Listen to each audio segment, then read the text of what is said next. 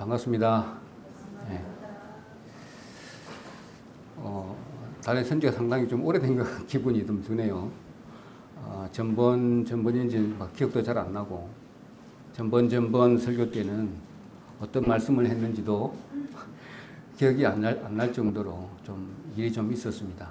그렇지만 또 주님께서 또 성도님들 많이 또 기도해 주신 덕분에 또 이 자리에 다시 또 서게 되었습니다. 하나님이 좀 능력이 많으신 것 같아요. 예. 또 사랑도 많으시고, 또 각인의 심령 안에 또 무엇을 생각하고 계시는지, 또한 또 무엇이 필요한지도 주님은 흔히 들여다보고 있기 때문에 저희들은 오로지 한 발자국 한 발자국 짜고 주님께서 인도하시는 대로 따라갈 수밖에 없는 그런 연약한 우리 지체인지를 우리도 말씀을 통해서 다 깨닫고 있습니다. 먼저 우리 이거 다 알고 있는 내용이니까 한번 오늘 주제의 말씀 한번 암송해 볼까요? 시작. 주의 말씀은 내 발의 등이요 내 길의 빛이니이다. 아멘. 이 말씀은 너무나 많이 주제로 했던 말씀이기도 하지만 저희들은 성도님들 제가 무슨 일을 하고 계시는지는 잘 알고 계시지만 또 모르는 사람을 위해서 간단하게 말씀을 좀 드리면 저는 한 43년 동안 제철 설비, 그다음에 산업 설비 쪽에 쭉 일을 하다가 그다음에 최근에는 이제 안전 관리 쪽으로 좀 업을 좀 전환을 해서 지금 한 안전 관리 쪽에는 한 26년, 그 이전에는 산업기계 쪽으로 근무를 계속 해오다가 지금 여기까지 와 있습니다. 지금 현재도 안전관리 업무를 지금 하고 있습니다. 먼저 짚고 넘어가야 될 그런 부분을 좀 이해 차원에서 말씀을 좀 드리면, 현장에서 안전관리하고 있는 부분하고, 그 다음에 우리가 지금 현재 처해져 있는 이 상황하고, 그 다음에 시편 기자가 기록했던 그 당시에 그 상황하고 일맥상통합니다.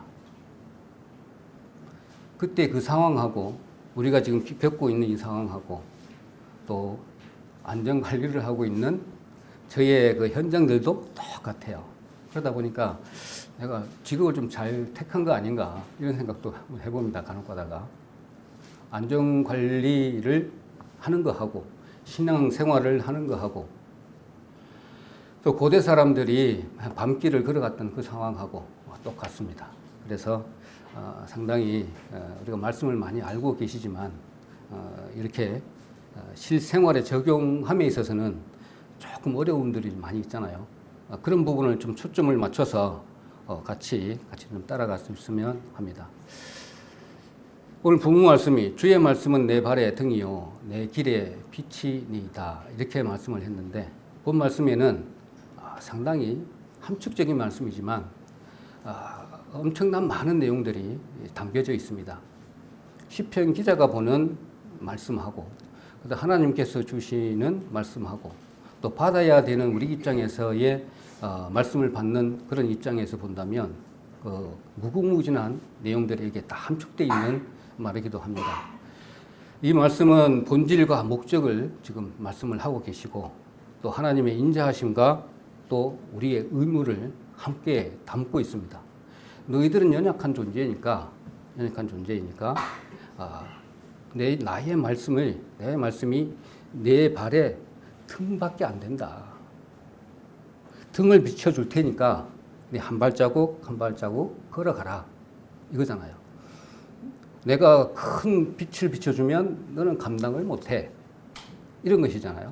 오로지 2, 3m 되는 서치도 아니잖아요. 그냥 손전등 하나 둘 테니까 요것만 밟고 가 이런 명령이거든요. 그리고 길이 이렇게 쫙 있는데 그 길을 걸어가는데 주님 말씀이 그것이죠. 한 발자국 한 발자국 손전등 들고 가다 보면 그 길을 방향을 가르쳐 줄 것이다. 그 길에 도착할 것이다. 그러니까 매일 한 발자국 한 발자국 걸어가면 있어서 주의 말씀대로 순종하고 행하라 이 말이잖아요. 근데 이제 이것을 우리 삶에 신앙생활에 적용해 보면은 지금까지 많은 말씀을 드렸지만 우리의 그 방해꾼들이 너무나 많아요. 그래서 이런 부분들을 어떻게 우리는 받아들이고 또 교훈으로 얻을 것인지 이런 상황들을 이렇게 보시면서 이렇게 따라가 주시면 되겠다 이런 생각이 들어집니다. 그래서 시인은 이 길을 가르쳐서 내 발의 등이요 내 길의 빛이다라고 정의하면서 간단한 구절로 이렇게 시작을 한 부분이 생각이 들어집니다. 그 이전의 말씀들은 좀 좋은 말을 쫙 하다가 딱 105절에 와가지고는 다른 말을 이렇게 하는 부분을 단락이 보여집니다. 그래서 이 말씀의 이 선언은 관념적인 뭐 이론이나 이렇게 철학이 아니라 그림과 같이 어두운 세상 또 그 다음에 혼돈된 이런 부분에 있어서 가득 찬 세상에서 우리는 마주해야 되는 실제적인 생존 지침서가 주의 말씀이다라는 것입니다. 근데 우리는 지금 많은 것을 누리고 있기 때문에 이걸 실질적으로 이렇게 피부에 와닿기는 조금 희미한 거 아닌가 이런 생각도 해봅니다. 너무나 많은 걸 누리고 있기 때문에 그렇죠. 자, 그렇게 본다면 얼마나 큰 우리가 은혜를 누리고 있는지 알 수가 있을 것입니다. 자, 아까 좀 전에 서두에 얘기했던 것처럼 현장과 그 시대적인 부분과 지금 현 상황하고 이 그림이 유사할 겁니다. 얼마 전에 몇 달 전에 제가 한번 말씀드린 적이 있습니다. 우리 현장에 사고가 났어요. 추락 사고가 일어났는데 그 이전에 상황들을 이렇게 살펴보면 한 가지, 두 가지 경고도 있었고요. 그 다음에 이상한 징조도 있었어요. 근데 그것이 합해지다 보니까 사건이 하나 탁 일어난 거죠. 그 상황도 똑같습니다.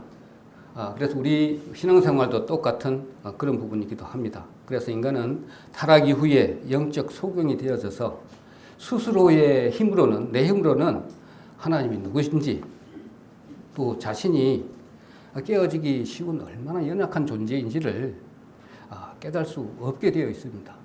우리 인생이 그렇다는 것이죠. 그래서 마태복음 6장 한번 보겠습니다. 마태복음 6장 23절 한번 말씀을 보고 넘어가도록 하겠습니다. 마태복음 6장 23절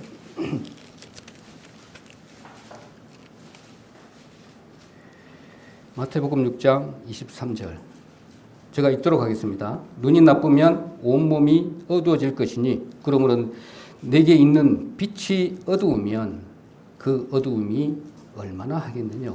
빛에 대해서 말씀을 하고 있습니다. 눈이 나쁘면 온몸이 어두워질 것이고 그러므로 내게 있는 빛이 어두우면 그 어둠이 얼마나 하겠느냐. 그래서 어두움 빛이 대조해서 말씀을 하고 있습니다. 그래서 내가 누구인지 하나님은 또 누구신지 나는 얼마큼 연약한 존재인지를 알지 못하는 그런 상태라고 말씀을 하고 있습니다.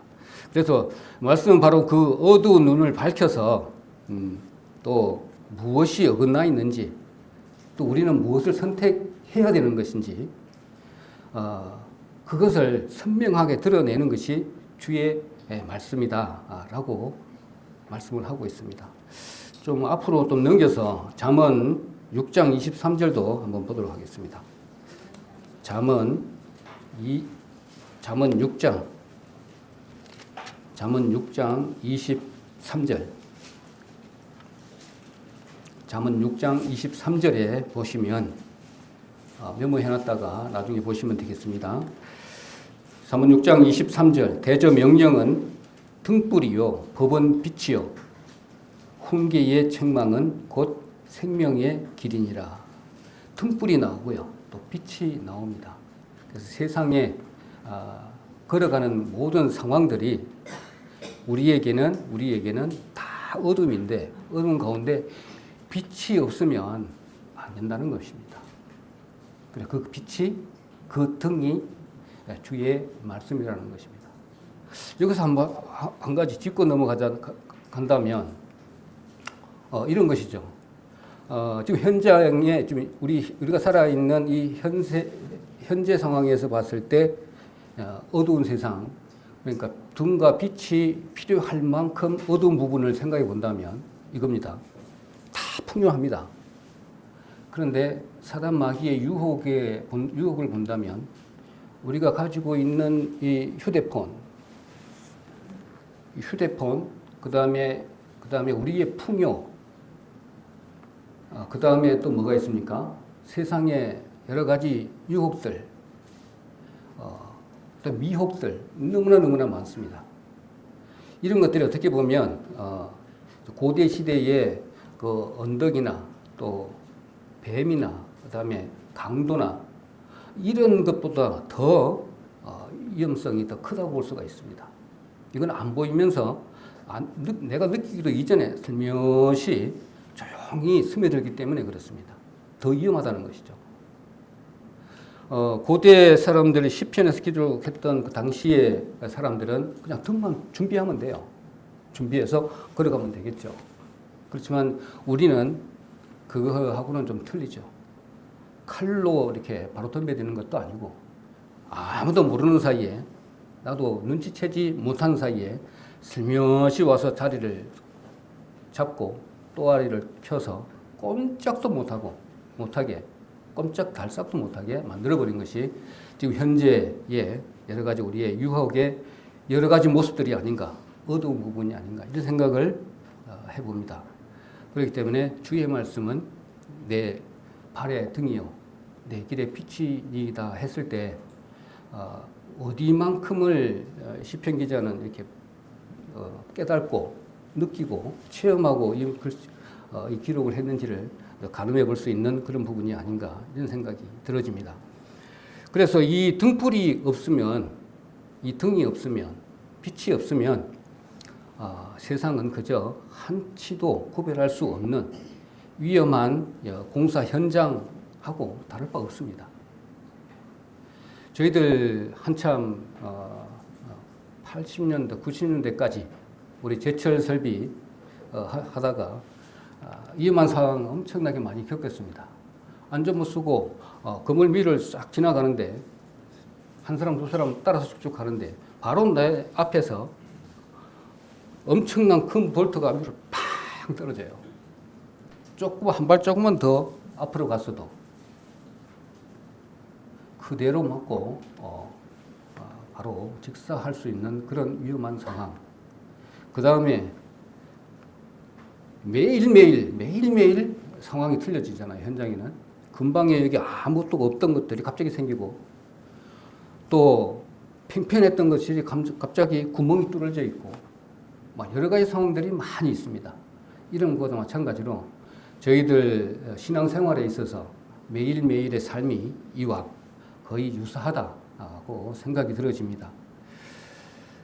그런데 이러한 사항들을 주의 말씀은 내 발의 등이요 내 길의 빛이니이다 했는데 그 하나님이 말씀을 하시기를 너희들을 이 세상에 두시고 사랑의 마음이 없으면 이렇게 모든 걸 허락하시고 이런 말씀을 해줄 필요도 없잖아요. 그렇기 때문에 하나님의 인자하심도 보이게 되고 느끼게 되고 그 다음에 이 말씀을 주시기 위해서 주시고 난 이후에 뉘앙스는 반드시 이걸 지키라는 또 의무이기도 합니다. 저희들이 이렇게 본다면 말씀의 참된 가치는 내 발과 길에 이렇게 닿았을 때 그것이 비로소 이 말씀이 그대로 증명이 되는 것입니다. 그래서 전도 집회도 얼마 안 남았습니다. 이런 부분에 있어서 말씀이 얼마나 중요하고 또 우리에게 무엇이 가장 필요한 것인지 그것이 없으면 정말 안 된다는 것인지 안 되는 그런 부분에 있어서 뼈저리게 우리는 느껴야 할 그런 부분이 있습니다. 저희들의 마음을 이끄는 부분이 세상의 물질적인 부분, 그 다음에 우리의 편리한 부분 이런 것들로 그냥 사로잡아 갑니다. 그러다가 어느 정도 딱 갔다가 보니까 뒤돌아보니까 너무 많이 왔네. 돌아갈 길이 너무 멀어. 돌아가려 그러니까는 자존심이 허락을 안 하네. 잘난 그 자존심 때문에. 자, 이런 부분, 저런 부분 많습니다. 자, 그렇게 본다면 내 말씀의 빛 아래 걷는 사람은 정말로 미끄러지지 않습니다. 어떠한 유혹이 오더라도. 그리고 설령 바른 길 위에 있을지라도 잘못된 발걸음, 잘못된 발걸음이라 그러면 우리가 뭐가 될까요? 우리는 교만하고 내지는 조금 조급한 부분이 있습니다. 걷지 않도록 스스로 통제를 해주는 것이 주의 말씀입니다. 그런 거 있잖아요. 왜 나는 내 앞길을 훤하게 보여주시지 않나, 하나님. 내가 이렇게 힘들어하고 있는데 언제쯤 그것이 터널을 지날 수 있는 것인지, 그 끝은 어디입니까? 나를 왜 구원해 주셔가지고, 구원해 주셔서 하나님 사랑을 느꼈는데 내 마음속에는 차지 않는 하나님 사랑을 느끼는데 왜 이렇습니까? 한다든지 절실하게 그냥 막 열렬히 사랑하고 싶은데 내 마음에 사랑은 왜 식어 있습니까? 그게 어디까지 갑니까? 한다든지 세상의 끝은 또 언제쯤 줍니까? 언제쯤 왔습니까? 이런 부분들이 많잖아요. 의문들이 너무너무나 많아요. 그렇지만 하나님은 이거 다 보여주시지 않습니다. 그리고 한 단계 한 단계 이렇게 보여주시지 한꺼번에 주시면 감당도 못할 뿐더러 이해도 못하고 막 이런 부분이 있잖아요. 한 걸음씩 한 걸음씩 한 걸음씩 올라가면 또 한 걸음 더 주시고 이렇게 하는 것들을 우리 봅니다. 그렇기 때문에 우리가 참으로 이 등불을 주신 하나님의 깊은 그 인자하심을 우리 신뢰를 이렇게 한다면 내 생각은 잠시 뒤로 하고 말씀을 인생의 유일한 안내자로 삼아서 우리가 걸어가야 할 그런 의무가 있다는 것입니다. 그래서 목적하고 의무를 제가 말씀을 드렸습니다. 그 다음에는 제가 겪었던 한 가지 말씀을 좀 비유해 보려고 합니다. 이거는 실제적인 상황인데요. 뭐냐면 임시조치가 불러온 대참사입니다.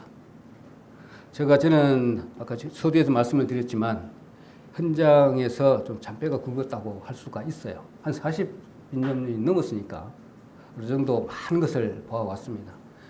온갖 사고의 위험을 조사하고 있는 현장에도 많이 다녔고요.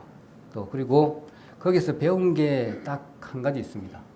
뭐냐면 발생한 문제에 대해서 근본 원인을 해결하지 않고 그러니까 눈앞의 압박 때문에 어떤 보면은 감행한 임시조치는 반드시 대형 참사를 일으킨다는 겁니다. 1대 29대 300도 있지만 그거 이전에 임시조치를 감시 이렇게 눈속임 한다든지 임시조치를 해놨다든지 완벽한 조치를 안 했을 때는 머지않아 큰 사고로, 큰 재앙으로 일어난다는 겁니다. 그 내용을 간단하게 말씀을 드리도록 하겠습니다. 이 사고는 오래전에 있었던 제철 설비의 사고입니다. 뭐냐면 역사적인 이제 좀 큰 기계 설비예요. 이렇게 지칭하기는 좀 그렇고 그래서 이제 다 조립을 하고 난 다음에 시운전을 하잖아요. 시운전을 딱 했는데 큰 그 회전체 안에서 열이 엄청 나는 거예요. 열이 나면 각 요소별로 센서가 다 있어가지고 바로 PLC라고 하는 프로그램 로킹 시스템이라고 그래가지고 다 연결을 이렇게 인터로 걸어놨어요. 어느 부분에 문제가 생기면 전체다가 스톱될 수 있게끔 다 만들어놨어요. 근데 이제 열이 확 올라가는 거예요. 기준치 이상으로 올라가는 거예요. 이게 스톱했죠. 스톱하고 나니까 이제 다 불러갖고 난리가 났죠. 얼마나 있으면 또 시운전을 해야 되는데. 그러자 이제 결론 내리기를 비아링을 교체하자 이리 된 거죠. 결론이 났습니다. 그런데 비아링이 보통 비아링이 아니고 단시간 내에 이렇게 수급할 수 있는 그런 부품이 아닙니다. 또 일본에서 긴급으로 전화를 해서 한 이따만 할까요? 크기가 엄청 큽니다. 한 세트를 5포를 이용해서 인맥을 다 적용해가지고 전화를 해서 구매하러 오라. 그리고 그걸 이제 영업팀에다가 맡기고 우리는 현장에서 다 분해를 해서 뭐가 원인인지 불러갖고 이제 체크를 해도 원인이 안 나와요. 근데 시간은 다 돼가고 그러다 보니까 이제 다급해진 거죠. 그래서 당시 운전 일정이 정말 촉박했습니다. 그러다 보니까 거기에 팀장이 이러는 거예요. 딱 보니까 별거 아닌 것처럼 느껴봤는지 경험이 많았는지 모르겠는데 그때 반장이 좀 경력이 좀 오래됐었어요. 자기가 봤을 때는 이 정도 같으면 그냥 그리스 조금 더 바르고 다시 조립해도 잠시 돌리는 것은 문제 없습니다. 시운전까지는. 딱 그렇게 결론을 내고 그러냐고. 그 의견으로 바로 가서 바로 이제 조립을 하고 다시 또 시운전을 하게 되었죠. 이제 다 조립하고 그때 기빈들도 왔고요. 또 엄청났습니다. 제철 설비는 그게 여기 있는 제철 설비가 아니고 저 한보철강이었어요. 한보철강. 그때 우리 자매도 옆에서 밤새도록 퇴근도 못하고 옆에 사무실 옆에 쪼그려 차에서 자기도 하고 남편 기다리기도 하고 그랬던 그 시기입니다. 근데 결국에는 다시 돌렸는데 더 큰 문제가 나버렸어요. 이제 후렴까지 다 뒤틀려 가지고 돈은 돈대로 일정은 일정대로 다 까먹고 그 다음에 그 실내까지 엉망되게 만들어 놔버렸죠. 그런 사고가 일어났습니다. 그래서 어떻게 되겠습니까? 그렇게 장담했던 사람은 완전히 어쩔 줄 모르고 있다가 결국에는 다 뜯어내고 다시 다 뜯어내고 이제는 다 오픈되어 버렸으니까 실내는 실내로 추락을 해가지고 어쩔 수 없고 그때 이 소장이었는데 이 소장님은 이제 할 수 없이 다 오픈 다 하고 아마 금액이 얼마 되는지 모르겠어요. 그때 당시에 스톱하고 그 부품만 갈아 제대로 끼우고 원인 해소를 됐으면 큰 문제가 되지 않았어요. 그런 상황이 현장에는 비일비재에 일어납니다.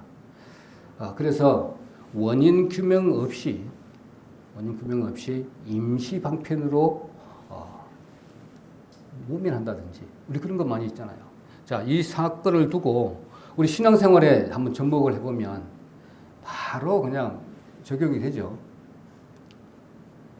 양심에 분명히 가책을 한번 줍니다. 너 이러면 안 되잖아. 내지는 이렇게 해서는 이런 문제가 생기잖아. 한다든지 말씀을 안 보니까 분명히 내가 체험을 통해서 이런 내용을 겪었습니다. 이렇게 여러 가지 음성을 줍니다. 성도들에게도 주기도 하고 그 다음에 눈에 보이는 것들로 보기도 하고 그 다음에는 체험을 통해서 또 실패를 통해서 말씀을 전해도 내 행동이 이러니까 말씀을 듣기를 싫어해. 말빨도 안 써. 이런 부분이 있잖아요. 이런 부분이 하나 쌓이게 되면 또 그 시간을 모면하게 되고 임시조치를 하다 보면 변명을 하게 되고 이런 부분이 되잖아요. 이런 부분이 쌓이게 되면 큰 대형 사고가 일어나는 것은 우리가 당연히 알게 되는 그런 부분입니다. 그래서 하나님이 주신 영적 그 매뉴얼이 있잖아요. 주의 말씀은 내 발의 등이요 내 길의 빛이니이다 하는 영적 매뉴얼을 분명히 주셨어요. 하나님이 주셨는데 이걸 슬그머니 덮어버린다든지 이것을 임시조치로 아니면 임기응변으로 이렇게 말을 돌려버린다든지 이렇게 하게 되면 그 순간은 모면할지 모르지만 내면에 있는 양심은 살아서 움찔거리기 시작을 합니다. 이것이 쌓이게 되면 양심 무대게 되잖아요. 자, 이런 부분이 안 생기도록 한 가지 조그만한 것 순종이 쌓여야만이 주님께서 원하시는 내 길의 빛이 이렇게 보이게 되는 것이죠. 자, 그렇게 보시면 하나하나 주의 말씀이 어떤 부분인지 조금은 감이 오시지 않을까 이런 생각이 들어집니다. 그래서 아까 서두에 말씀드렸던 그런 부분에 있어서 주의 말씀 등, 빛 여기에 대해서 간단하게 말씀을 드리면 생존 지침서이면서 큰 우리 말씀이라는 부분인데 주의 말씀은 내 발의 등이요 내 길의 빛이니이다 라고 계속 말씀을 드리는데 처음에는 말씀을 들으면 그거 많이 들은 말씀 그 다음에 2번 들으면 또 무슨 다른 의미가 있나 3번 들으면은 더 깊게 생각을 하게 됩니다. 그래서 내가 오늘 아침에 이걸 똑같은 말을 계속 암송을 한번 해봤어요. 정말로 틀리더라고요. 그러면 주의 말씀은 내 발의 등이다 그랬는데 나는 한 발자국도 갈 수가 없네. 말씀이 없으면 이런 생각도 들어지고요. 그러면 말씀이 없다면 내 주변에는 전부 다 어둠이네.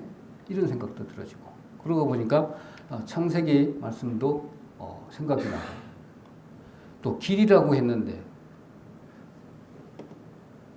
예수님의 말씀은 길이요 진리요 생명이라고 했는데 그 길하고 이 길하고 또 일맥상통하잖아요.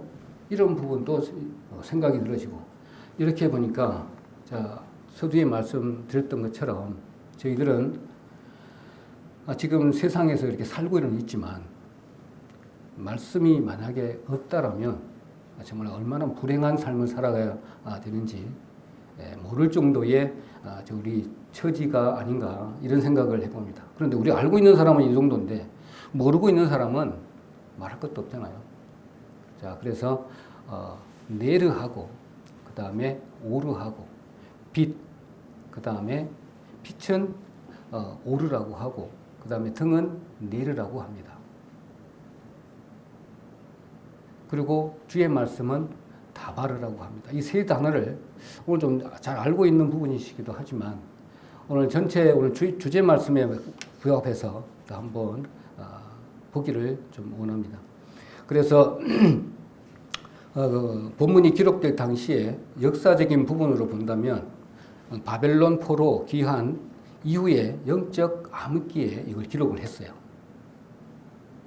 그렇기 때문에 이방 사상도 많이 들어와 있고 세속적인 문화가 예루살렘에 그냥 막 가득 차 있었던 절망의 때에 그를 기록을 한 거기 때문에 그 상황이 이와 마찬가지라는 것입니다.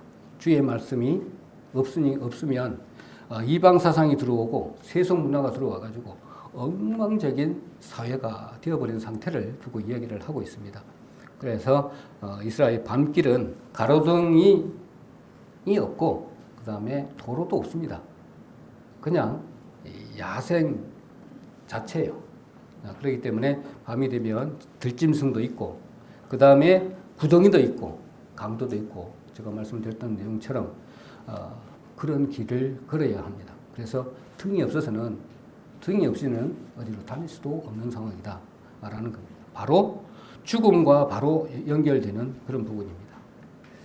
그래서 하루하루 살아가는 데 있어서 생존 매뉴얼이 주의 말씀이다 라고 말씀을 하고 있습니다. 네르, 등입니다. 등. 등은 내 발걸음 비추는 2, 3m 주는 그냥 등이라고 생각을 하시면 돼요. 그래서 진흙등, 진흙으로 만든 등 이걸 이야기를 하고 있습니다. 그래서 고대 등잔불을 가리켜서 이 말씀을 하고 있습니다. 그래서 성도들은 자주 조급해하는 부분을 안 가졌으면 좋겠다 이런 생각도 한번 해봅니다. 내 미래는 어떻게 될까? 아까 말씀드렸던 것처럼 이런 부분에 얽매이지 않았으면 좋겠습니다. 예를 들면 이런 것이죠. 예전에 거제도에 있을 때는 지금 날씨가 좀 해가 길기 때문에 퇴근이 종료가 한 5시 정도 일 끝나잖아요. 그러면 한 7시 반, 8시까지는 해가 있어요. 그럼 빨리 산에까지 가가지고 산에서 정상까지 산행을 한번 하고 이렇게 내려와요. 밥 먹는데 30분이잖아요. 그러면 5시 반 정도 내려갑니다. 이런 경우를 한번 겪었는데 점점 갈수록 어두워져요. 그러면 이제 여기다가 랜턴을 여기 끼고 그래서 산행 같이 가고 그랬습니다. 그런데 이런 부분이 있죠. 산 등산객이 칠흑 같은 야간길에 산길을 걷고 있었습니다. 그런데 가지고 있는 손정등, 이 겨우 조금밖에 비치지 않는 요거 가지고 쫙 높은 칠흑 같은 정상까지 가자는 거죠. 우리 셀파 동호회에 있어서 한번 등산도 한번 가게 되는데 그런 부분이 있습니다. 앞 사람만 보고 가라는 거예요. 앞 사람만 보고. 그런 거 마찬가지로 손등등 3m만 딱 보고 한 걸음 뜨면 그것만 따라서 한 걸음 한 걸음 가게 되면 정상은 나도 모르게 어느 순간에 서가 있는 것을 볼 수가 있는 것처럼 이 주의 말씀 등도 똑같은 상황입니다. 그래서 좁은 불빛으로 정상까지 올라가는 것들은 정말 우스운 일이죠. 어떻게 보면 한 걸음만 잘 디디면 끝나는 것입니다. 그래서 등산객이 딱 출발하다 보니까 너무너무 어두운 거예요. 우리 상황하고 똑같잖아요. 겁도 나고. 그러게 가이드가 하는 말이 그겁니다. 한 발자국 3m만 딱 가고 나면 3m가 또 보입니다. 또 보여줍니다는 것이죠. 그래서 그것만 믿고 우리가 따라갈 수밖에 없는 겁니다. 그래서 우리는 내일 일을 어떻게 무슨 일이 일어날지 우리가 알 수 없는 그런 부분이기도 합니다. 그래서 주의 말씀이 얼마나 중요한 것인지를 세상 더 느끼게 하는 부분입니다. 잠언 3장 5절로 6절 한번 보도록 하겠습니다. 좀 뒤로 조금 넘기셔서 잠언 3장 5절로 6절 이거는 같이 읽도록 하겠습니다.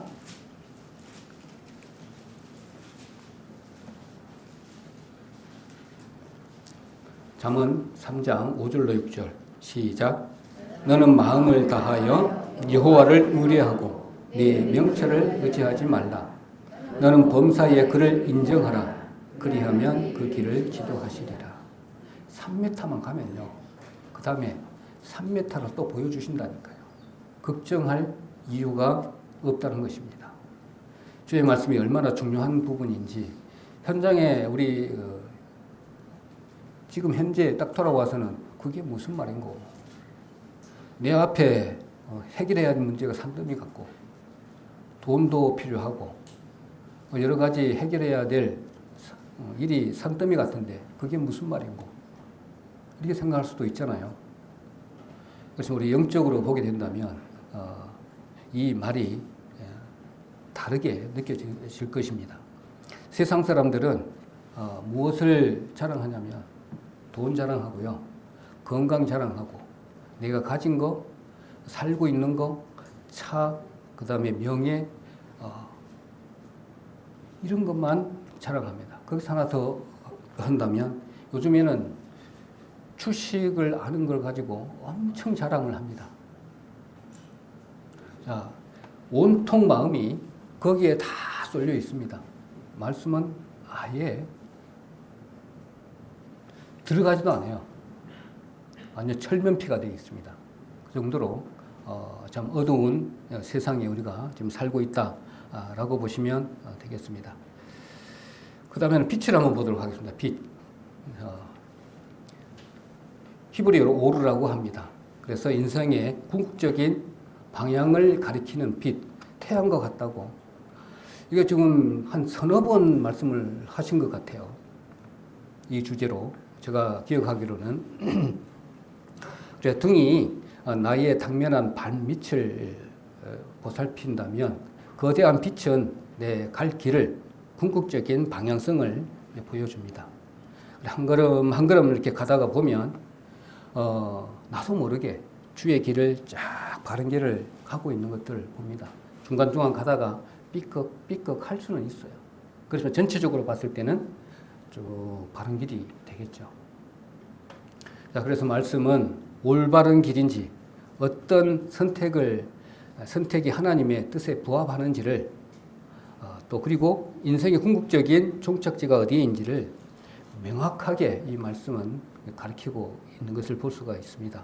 그래서 세상은 언제나 눈앞에 성공과 효율을 기준으로 길을 제시하지만 말씀은 거룩함과 생명을 기준으로 길을 비추어 줍니다.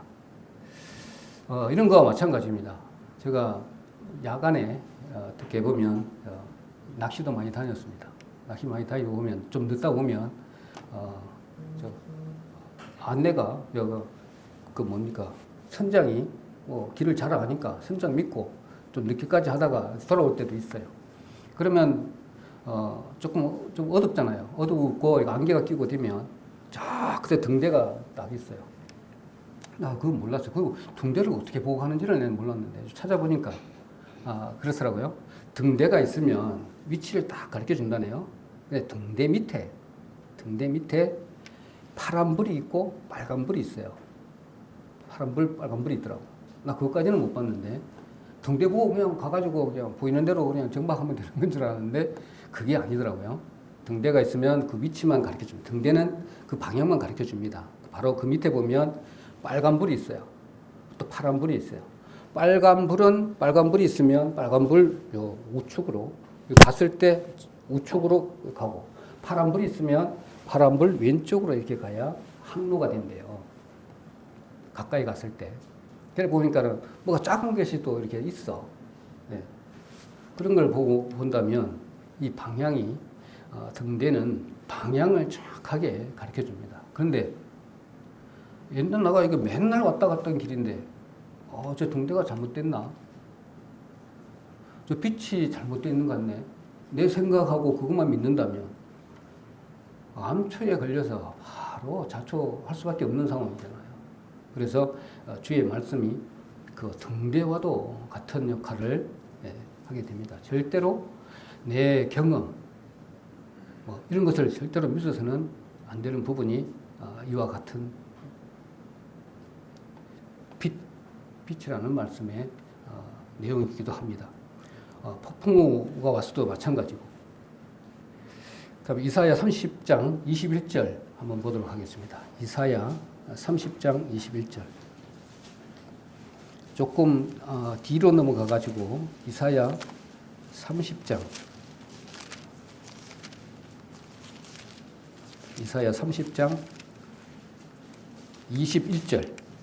21절 보겠습니다.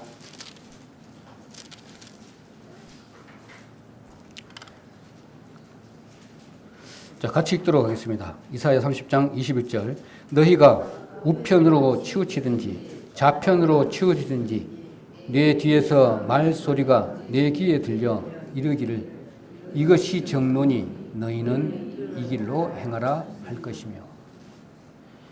등대가 배들을 이렇게 끌어당겨서 항구에다가 정박시키지는 않아요. 그렇지만 조타키를 가지고 선장이 그 길로 말씀대로 등대를 보고 그리 운전을 해가 가야 되는 것이잖아요. 그것은 우리의 몫입니다. 그러면 너희는 이 길로 행하라 할 것이며 말씀은 그대로 우리들을 제대로 등과 빛의 역할을 제대로 하고 있다는 것입니다. 자, 그럼 빛의 역할은 정확하게 우리가 이해를 했다고 볼 수가 있습니다. 그러면 말씀은 어떻게 됩니까? 우리 말씀은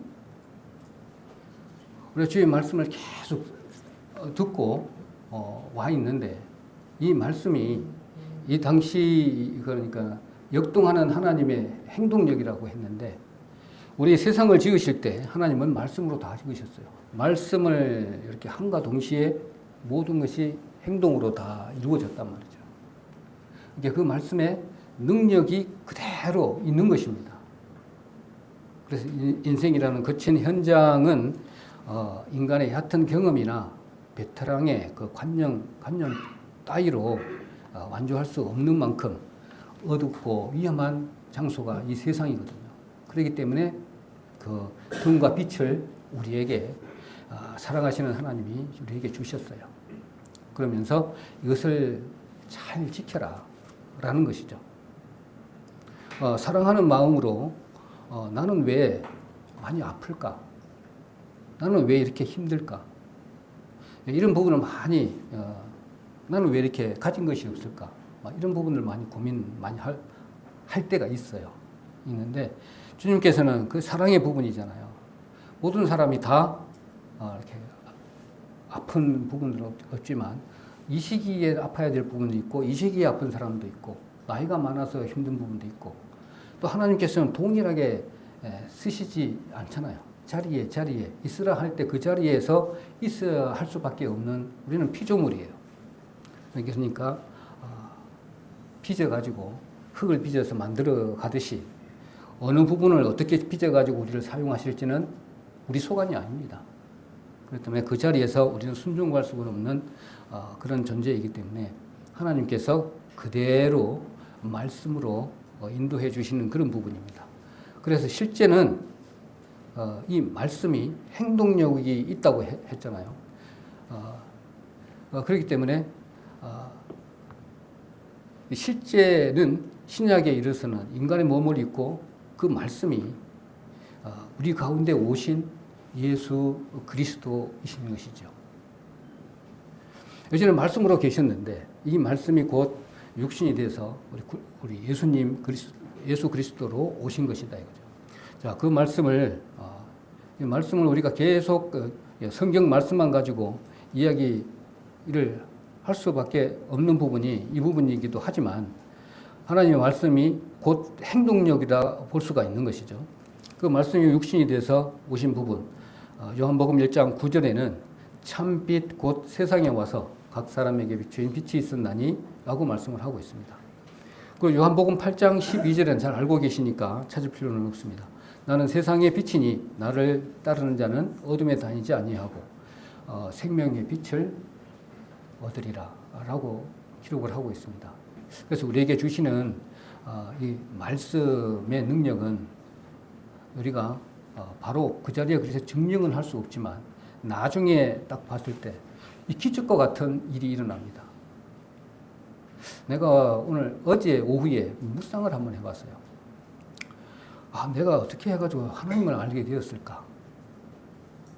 눈에 보이지도 않는데, 그리고 만질 수도 없는데, 또 누가 이 말씀을 내한테로 또 전도를 했나? 참 그런 거 이리저리 보게 되고, 그 다음에 나는 분명히 포항에 있었는데, 이 내려왔을 때 여러 가지 상황들이 있었거든요. 특히나 요 광양 쪽에 내려왔을 때 집을 찾기가 힘들었어요. 집이 없어요. 그리고 학교를 넣을 자리도 없었어요. 안 된대요. 제철 초등학교 넣으려고 하니까 안 된대요. 그 지역에만 있는 사람만 되고 입학이 불가능하대요. 그래서 집은 장미 아파트 거기 겨우겨우 그것도 알고 보니까 뒤늦게 알고 보니까 성령 하나님께서 강권해서 신상철 집사의 그 마음을 움직여 가지고 꽉 사로잡아서 친구에게 이야기를 해서 그 방을 나에게끔 줄 수 있도록 인도하신 것을 나중에 알았는데 그때 제가 기도하기를 하나님 여기까지 오셨으면 내 책임을 져주셔야 되지 않습니까? 집도 없습니다. 간절하게 기도를 한 그 기억이 납니다. 그때는 막 입술도 말랐고요, 막 그때 당장 내려왔는데 집 없어요. 근데 집은 겨우 구했는데 이제 학교를 보내야 되잖아요. 학교 보내야 되는데 안 받아준대. 어디 저 멀리는 갈 수는 없고 또 그것도 보니까 이제 그때는 상황은 저는 기억은 잘 안 나지만 어떻게 또 넣게 됐어요. 제철 초등학교를. 이런 부분들을 이렇게 봤을 때 그동안에 우리가 하나님께서 기도에 응답이 없다라고 했을 때는 저 경험으로는 하나님과의 대화가 절실하지 않은 연고가 엄청나게 큰 겁니다. 뭐냐면 그냥 형식적으로 아니면 그냥 습관적으로 아니면 의무감으로 짧아도 좋거든요. 길다고 그게 아니라는 것을 저는 절실히 느낍니다. 막 동분서주 쫓아다녔습니다. 복덕방에도 가고 전화도 해보고 했는데 모두가 다 없는 거예요.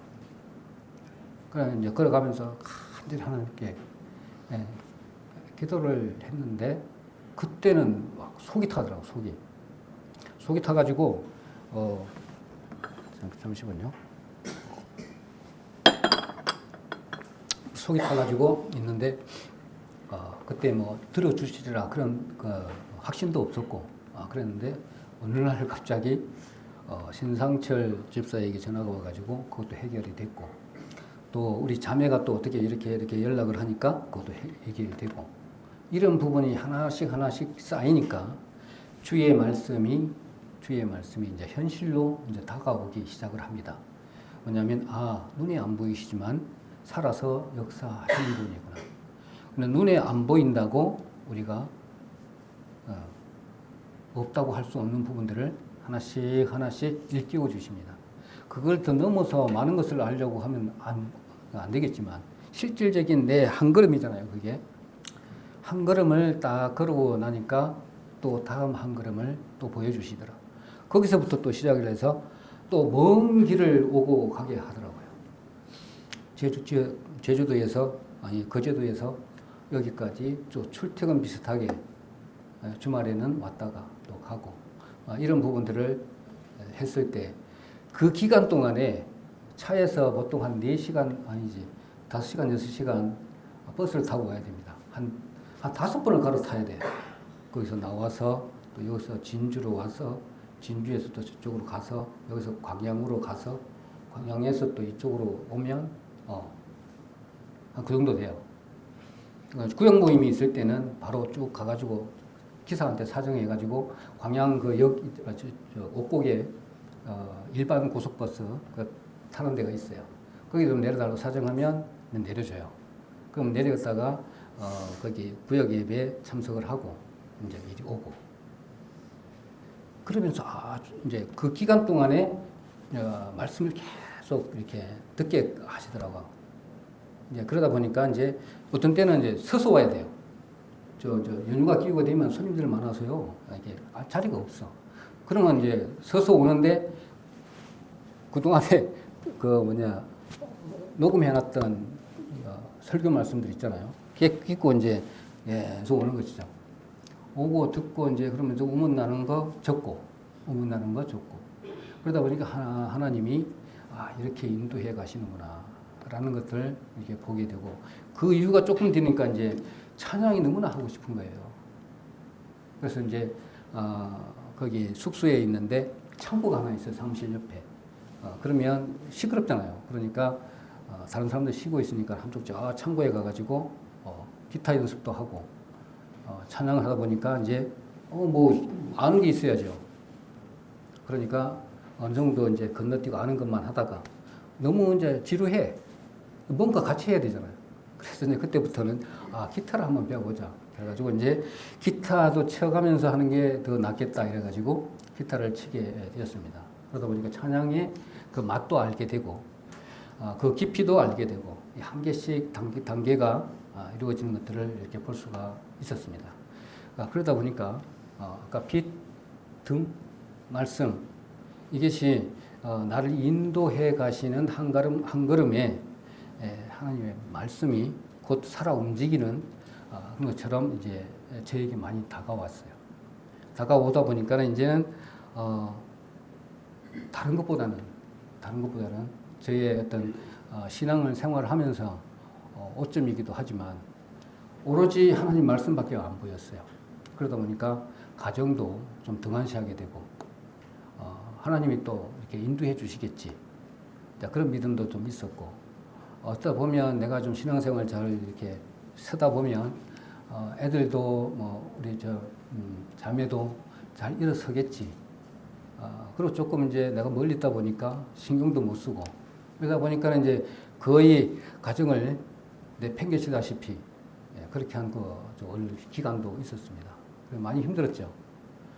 그거는 아닌데 이런 부분 이렇게 말씀을 또 보다 보니까 또 그것도 다 해결해 주시고 지금 이제 우리 자매가 지금 같이 나오고 있지만 많이 힘들었습니다.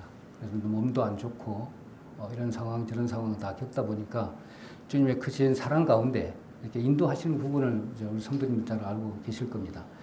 또 기도를 너무나 많이 받았기 때문에 또 사랑도 많이 받고 이런 가운데 그나마 하나님 앞에서 이렇게 서 있는 그런 부분들도 보게 됩니다. 이게 보니까 기적인 거예요. 딱 보니까. 그래서 이 하나님 말씀이 우리가 지금 한 가지씩 이렇게 알아가고 이 하는 과정들이 우리에게는 아무것도 아닌 것처럼 보이지만 그 내면적으로 봤을 때는 엄청난 큰 변화의 과정이다라는 것입니다.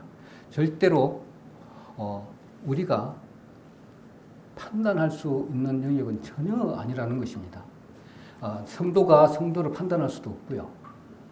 그 다음에 하나님만 이끌어 가시는 것들을 볼 수 있습니다. 우리는 오로지 사랑의 대상으로만 볼 수밖에 없어요. 왜 저 성도는 저럴까? 이거는 정말로 금물입니다. 하나님께서 저 성도를 아니면 쓰시고자 한다면 또 다른 성도를 갖다 딱 붙입니다. 우리 그거 많이 느낍니다.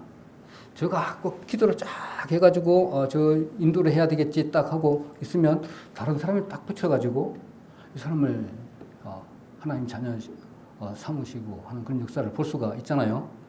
그렇기 때문에 절대로 그런 부분에 있어서 실망할 필요도 없고요. 또 판단할 부분도 아니라는 것입니다. 하나님은 항상 살아서 행동력으로 보여주시는 하나님이심을 우리가 볼 수가 있습니다. 자, 그런 부분에 있어서 잘한 하나님 말씀을 잘 따르는 자와 잘 하지 못하는 자, 우리는 사사 삼손하고 노아 이거는 극명한 대비잖아요. 이거는 너무나 극명한 대비이기 때문에 두말할 근거가 없습니다. 그렇기 때문에 이 내용은 하나님 말씀을 따르지 않고 아까 임시방편처럼 사사 삼손이 어떻게 됐습니까? 3번이나 들릴라가 이렇게 유혹을 했을 때 내가 성경 읽다 보니까 장난치는 것처럼 되었어요. 들릴라를 단호하게 탁 잘라서 안 된다고 하든지 해야 되는데 매일같이 와서 저러니까 그것을 견디지 못하고 나시린의 그 비밀을 다 가르쳐줘 버린 거죠. 절대로 하지 말라는 행동을. 자, 그런 부분하고 하나님 말씀을 어긴 것이죠. 그렇지만 노아는 어떻게 했습니까? 노아는 반드시 모든 것을 설계대로, 제도대로 모든 것을 다 준행하였더라. 이렇게 되어 있습니다. 이게 그 역청을 면밀히 발라라. 칸을 얼마로 해라. 몇 층을 만들어라. 층까지는 나왔지만 그 사이즈는 모르잖아요. 그래, 역청은 두께를 얼마나 발라라. 그렇지만 그 말씀에 그대로 준행한 것이죠. 하나 빠짐없이. 완벽하게 다 준행한 것들을 볼 수가 있습니다. 그렇게 마찬가지로 저희들은 하나님의 말씀을 다 준행하는 것이 그것도 할 수 없는 걸 어려운 것을 하라고 그럴까요? 절대로 그렇지 않잖아요. 쉽고도 당연한 그런 부분들을 우리는 하나님께서는 이렇게 주십니다. 그런데 그것이 나는 못해 아니면 덮어버린다든지 또 아까 사례 말씀처럼 임시방편으로 묻어버린다든지 이런 것들이 이제 문제가 되는 것이죠. 그것들은 사단 마귀의 어떤 저희들을 단련하기 위한 도구이지만 그 부분들을 잘 해결하고 말씀으로 이겨나가야만이 그 하나님이 더 두드러지고 하나님을 정확하게 알 수 있는 그런 부분이기도 합니다. 그래서 한 발자국 한 발자국 저희들은 말씀대로 순종해 나갈 수밖에 없습니다. 그 순종하고 말씀을 받고 제대로 알고 난 다음에 어떻게 해야 됩니까? 행해야 되는 것이죠. 그것이 답이라는 것을 볼 수 있습니다. 그렇다면 우리가 항상 전도 집회 전, 그 다음에 어떤 행사가 있을 때 우리가 좀 어떤 계기가 된다라면 왜 우리는 말씀을 잘 보는데 어려워할까? 이런 부분입니다. 참 말씀을 엄청 보고 싶은데 많은 걸 빠른 시간에 좀 깨닫고 싶은데 그게 좀 잘 안 되잖아요. 자, 그런 부분에 있어서 현실적으로 어떤 부분에 우리가 문제가 있을까 이렇게 한번 진단해 볼 필요가 있어요. 왜냐면 이렇게 얼마 전에 병원에 가서 누워가지고 있는데 보니까 차트가 쫙 있더라고. 이 차트가 그 차트하고 똑같아요. 하여튼 한 6가지 증상이 있는데 한번 보도록 하겠습니다. 자, 성도를 변화시키는 것은 말씀을 많이 아는 것보다는 그 말씀을 가까이 하고 행하는 것에 있다고 늘 이렇게 많이 강조를 해왔습니다. 그런데 성도가 우리 마땅히 하나님을 알고 말씀을 가까이 하는 성도가 가까이 하지 않는 6가지 또 현실적인 이유를 이렇게 본다면 또 좀 도움이 되지 않을까 이런 생각이 들어집니다. 첫 번째는 마태복음 13장 22절 한번 보도록 하겠습니다. 여기 잘 있으니까 미리 찾아서 한번 봐주시면 되겠습니다. 첫 번째는 생계와 피곤함에 쫓기는 거예요. 생계도 걱정인 거예요. 피곤해, 쫓겨. 그러다 보니까 세상의 염려와 우선순위가 이게 역전이 되는 겁니다. 자, 마태복음 13장 22절 같이 읽도록 하겠습니다. 시작. 가시떨기에 뿌리웠다는 것은 말씀을 들으나 세상의 염려와 재리의 유혹에 말씀이 막혀 결실치 못하는 자요. 이게 마찬가지입니다. 세상의 염려하고 우선순위가 바뀌다 보니까 말씀을 등한시하다 보니까 생계가 또 피곤함이 또 이렇게 찾아오는 것이죠. 두 번째는 그다음에 회개와 삶의 변화가 부담이 되는 거예요. 진단을 해보면 빛을 피하려는 무의식적인 우리 본성이잖아요. 하나님 말씀을 이렇게 보다 보니까 이게 막 양심이 그랬기네. 이게 불편한 거야. 그러다 보니까 말씀을 멀리하는 그런 부분이 있습니다. 히브리서 4장 12절의 말씀, 우리 잘 알고 있는 말씀이지만 암송하고 계시는 부분들도 있을 것입니다. 히브리서 4장 12절 제가 읽도록 하겠습니다. 하나님의 말씀은 살았고 운동력이 있어 좌우에 날선 어떤 검보다도 예리하여 혼과 영과 및 관절과 골수를 찔러 쪼개기까지 하며 또 마음의 생각과 뜻을 감찰하나니. 나의 어두운 부분이 드러나니까 양심의 가책을 느껴요. 이것이 양심이 찔리니까 이것이 불편해. 그러다 보니까 말씀을 등한시한다. 이런 이유도 있습니다. 해당되는 부분도 있을 것이고. 그 다음에 세 번째로는 내 생각과 경험이 더 맞다고 느낄 때가 있어요. 이것은 이렇게 해야 되는 것인데, 이거는 내 신앙생활 했을 때는 이거야. 근데 말씀은 그렇지 않는데. 자, 이런 부분이 있습니다. 말씀보다 내 감정을 신뢰하는 교만이 여기에 해당되죠. 잠언 3장 5절에 아까 본 부분이죠. 너는 마음을 다하여 여호와를 의뢰하고 내 명철을 의지하지 말라라고 합니다. 곧 보면 내가 보면 신뢰할 거 있습니까 어디? 당장 깨어질 수밖에 없는 연약한 존재인데 오늘은 잘했다가 내일 어찌 될지 모르는 그런 상황인데 기적적인 부분이 한 가지 있는 게 제가요 저 파주에서부터 해가지고 지금 현재 광명에 있는데 근 10년 동안을 10년 되는가요? 무수히 지금 왔다 갔다 장거리를 운전하고 있는데 순간순간 아차했던 그런 부분들은 한 5번 정도 있는 것 같아요. 어떤 졸려가지고 가드레일을 드득드득 할 때도 있었고요. 어떤 졸려가지고 우리 빠져야 되는데 스쳐 지나가 버리고 한참 돌아서 또 오게 되고 어떤 때는 분명히 이쪽으로 가야 되는 건 알았어. 그런데 깜빡이놓고 이쪽으로 가려고 그러니까 차가 뒤로 딱 와버리네. 그러고 이제 어쩔 수 없이 이제 직진해가지고 또 한 바퀴 또 돌아서 이렇게 오게 되고. 이제 딱 알았는데 뒤에 차가 아무도 없어. 그래 급하게 또 들어가고. 이런 상황들, 저런 상황들. 그 다음에 급하게 브레이크 밟고 그 다음에 내 앞에 사고가 나가지고 뒹굴뒹굴 뒹구는데 바로 내는 그 옆에 살짝 비껴서 이렇게 갈 수밖에 없는 그런 상황도 목격하고 근데 지금까지 이렇게 인도해 온 것이 그냥 우연일까요? 그렇지 않다고 보거든요. 그래서 기적과 같은 그런 부분입니다. 그래서 그 다음에 네 번째를 한번 보도록 할까요? 설교를 들어도 감동이 없어요. 그럼 왜 그러냐? 진단은 순종 없이 듣기만 하는 습관 때문입니다. 야고보서 1장 22절 한번 보도록 하겠습니다. 야고보서 1장 22절. 한번 이렇게 체크를 했다가 나는 이렇게 몇 개나 해당되는지 이렇게 보는 것도 좀 좋겠다 싶습니다. 야고보서 1장 22절.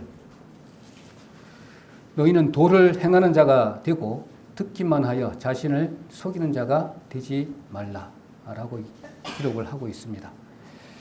이건 잘 알고 있는 내용이니까 넘어가겠습니다. 그 다음에 다섯 번째, 예배와 기도에 무감각해지는 것입니다. 그 진단은 뭐냐면 반복된 죄로 인해 영적 둔감한 상태예요. 영적으로 둔감한 상태. 반복된 죄를 짓다 보면 정말 그런 것 같아요. 양심이 가책을 받고 이렇게 해가지고 양심이 예리하게 서 있어야 되는데 자주 이렇게 양심을 가책을 받고 그것을 무시하게 되면 이게 둔해져 버려요. 근데 내가 잘못을 했음에도 불구하고 느끼지 못하는 상태가 여기가 아닌가 생각이 되어집니다. 그래도 히브리서 5장 11절로 14절을 보면 잘 알고 있는 내용의 답이 될 것입니다. 그 다음에 여섯 번째로 돈, 현실, 통계를 더 믿는 겁니다. 보이지 않는 믿음보다 보이는 것을 신뢰하는 것이죠. 이걸 잘 알고 있는 내용입니다. 이는 우리가 믿음으로 행하고 보는 것으로 하지 아니함이노라 라고 고린도후서 5장 7절에는 이렇게 기록을 하고 있습니다. 아마 이 여섯 가지가 우리 신앙인들을 좀 많이 괴롭히는 부분이 아닌가 이런 생각이 들어집니다.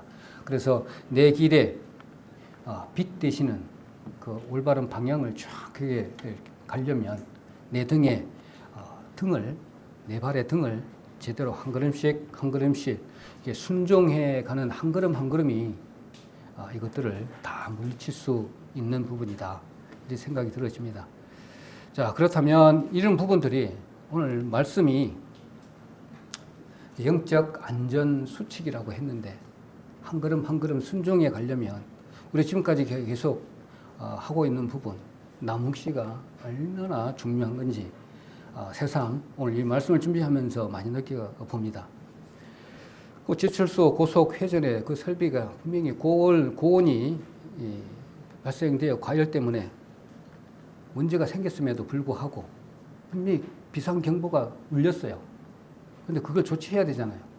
그런데 당장에 일정이 급하고 그 다음에 다른 또 기빈들이 와 있으니까 어쩔 수 없는 그런 외부의 압력에 못 이겨서 아니고 또 베테랑이 또 이렇게 한마디 하니까 그거 다 무시해버리고 그냥 돌려버린 거죠.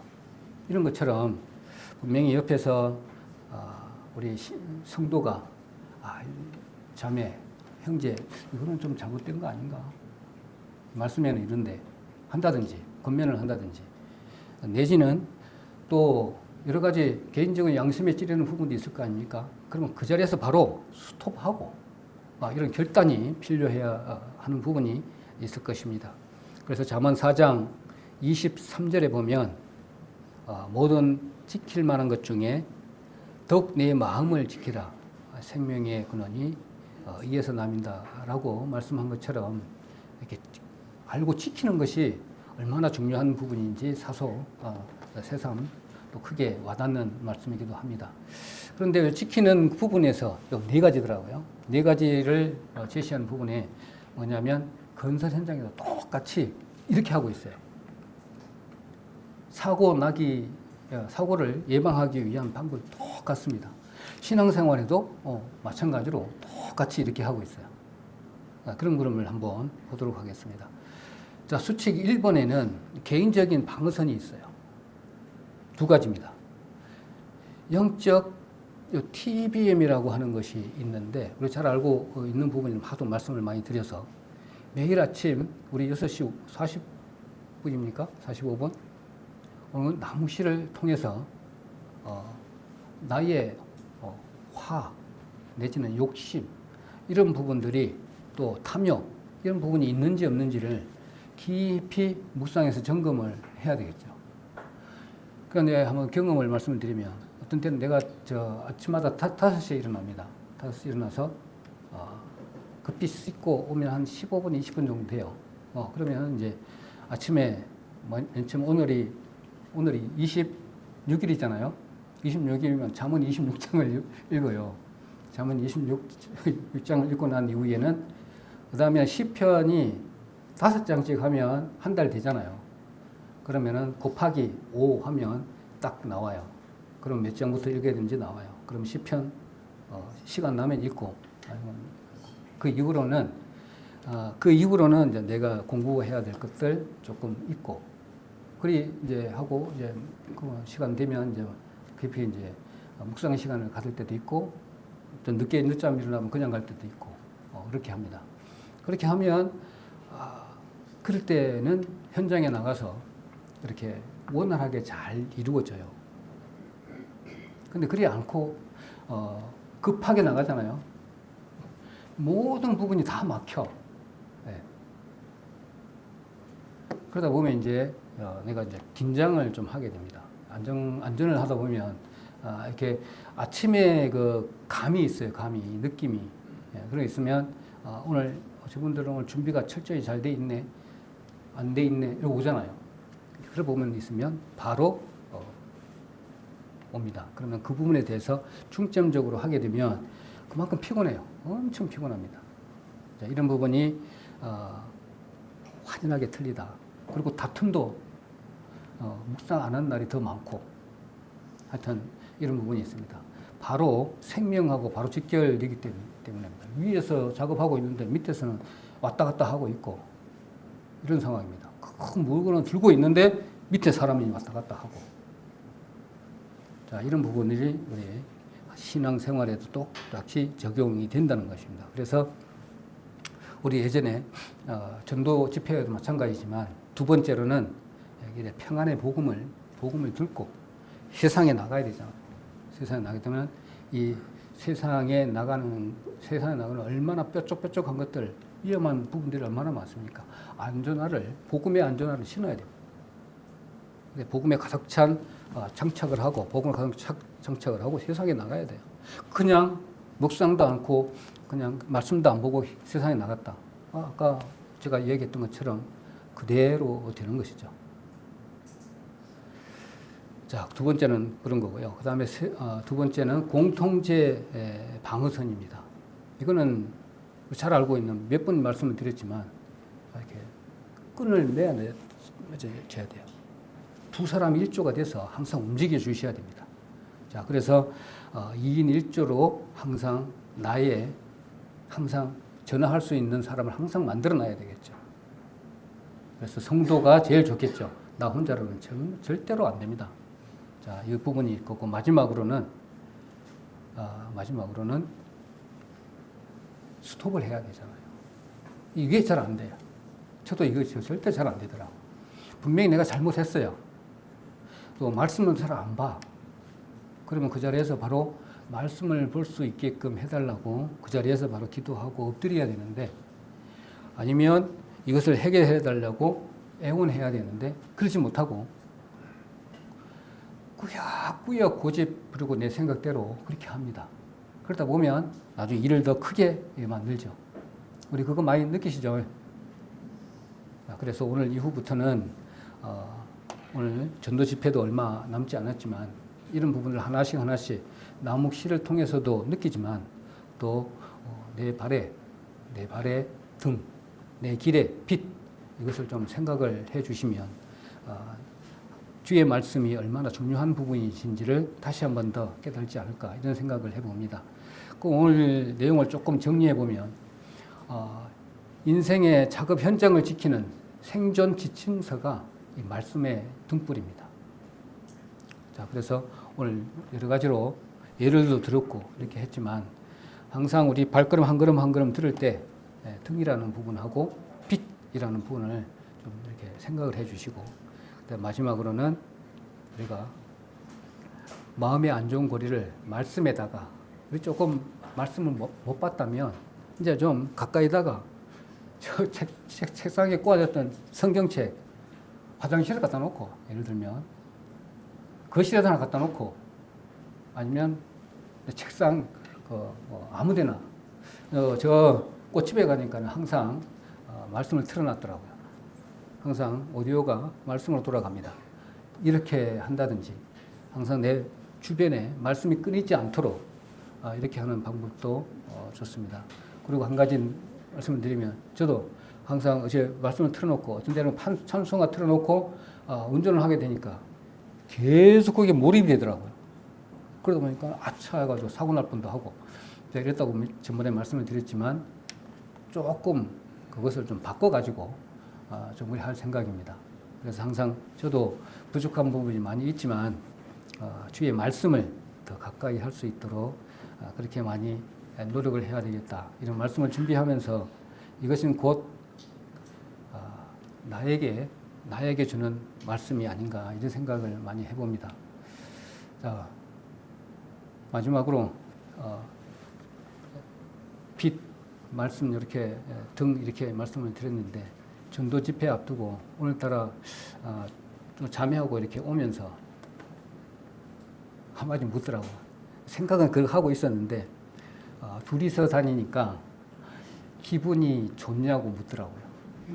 기분이 좋냐고. 그걸 입으로 이렇게 내서 좋겠습니까? 완전히 막 날아갈 부분이죠. 그래서 그동안에 좀 많은 어두운 부분이 터널을 지나고 자매하고 같이 이렇게 다니니까 얼마나 힘이 되는지 모릅니다.